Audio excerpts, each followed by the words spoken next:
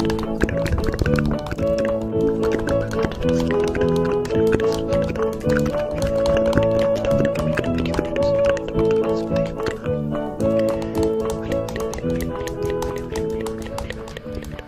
I went to the pantry and I searched high and low. I searched in the middle shelves and the bottom shelves and even down in the bottom where we keep the coffee.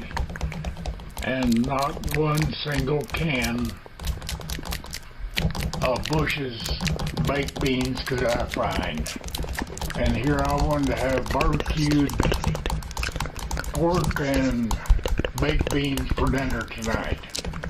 So I was at a quandary of what to do. So I stopped at the dog park to rest a bit and think about it. And while I was sitting there, this big red dog came up and sat down and says, "Hi, my name's Duke, and I will sell the secret recipe to Bush's baked beans.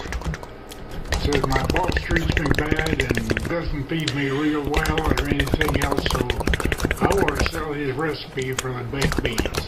And I said, "Well, it just so happens that I need to use that. How much do you want for it?" And he said, "Well, a can of alcohol or 2 milk bones." And I said, "Well, I don't happen to have any milk bones in my pocket, but I think I can come up with a can of alcohol or something close enough to it." So the deal was made, and he gave me the recipe for making Bush's baked beans and making them out of pork and beans. And it is so simple that it's ridiculous. I'm going to make a can of Bush's baked beans and make them out of pork and beans for dinner tonight. The first thing you do is take a can of plain old pork and beans, open it, and dump them into a strainer.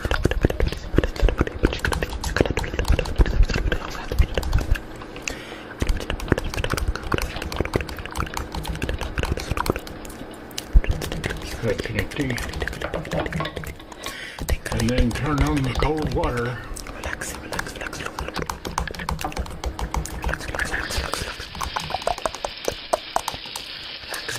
To get rid of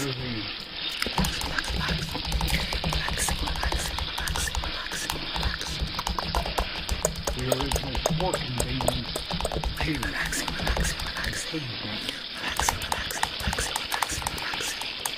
And as soon as the beans are clean, take them to a pan. You need a half cup of brown sugar,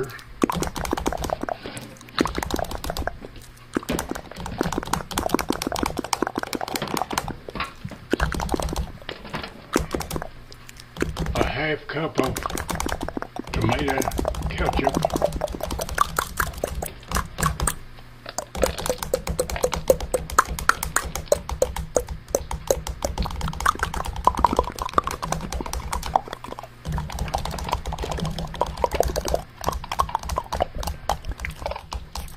gives you a cup of mix there, a squirt of yellow mustard,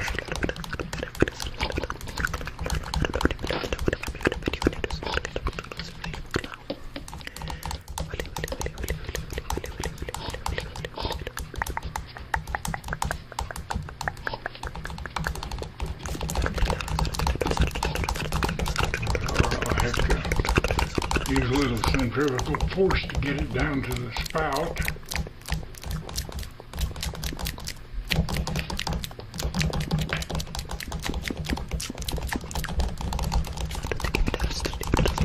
There it is.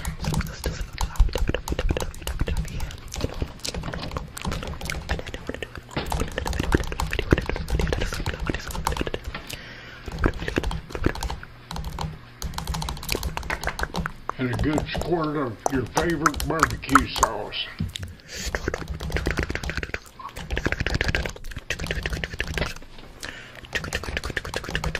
we'll stir that up and stir it into the beans, and they're made.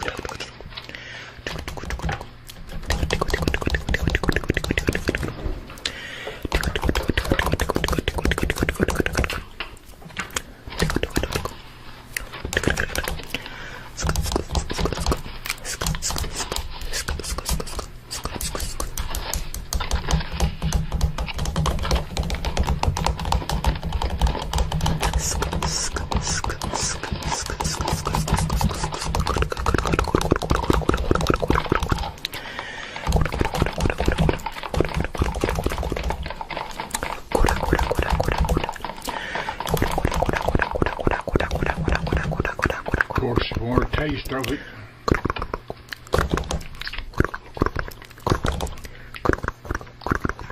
Tastes just like the real thing.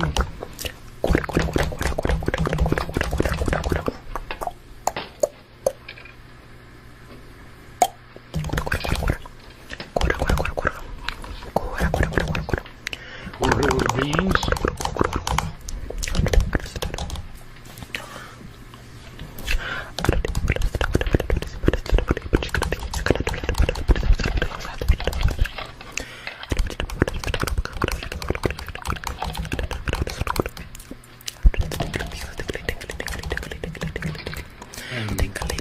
We'll heat that up when it comes time for dinner, and that'll be it. So, you might say that old Duke spilled the beans on how to make Bush's baked beans out of pork and beans. It's really simple, and all it needs is just a few normal ingredients you'd find in most any kitchen. And so, if you're in need of Bush's baked beans, make your own. Okay, there it is on the table, and a combination of new stuff and leftovers and remades and all of that, and it sure looks good from here and smells good. Well, I made this video for several reasons. One was to use up some of the leftovers, have a good dinner. The second was to make a video on how to make Bush's baked beans from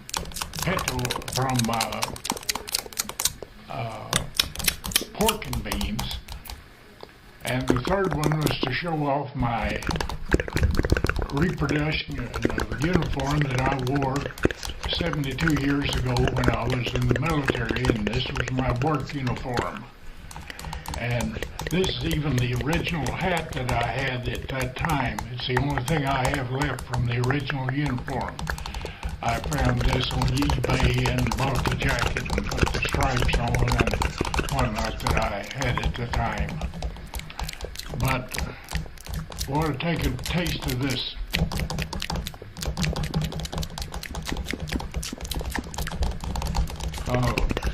Baked beans.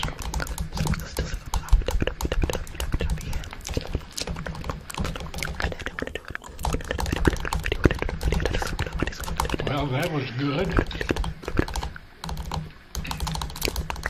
Check out this combination pasta and seafood salad.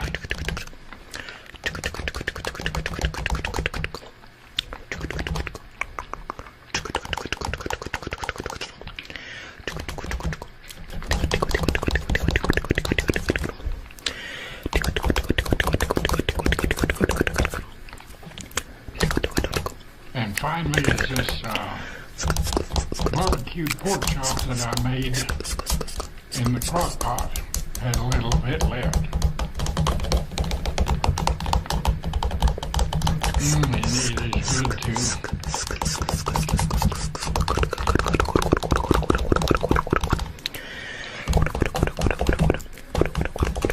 So I'm going to finish my dinner. Rita's having her dinner in there in the bedroom.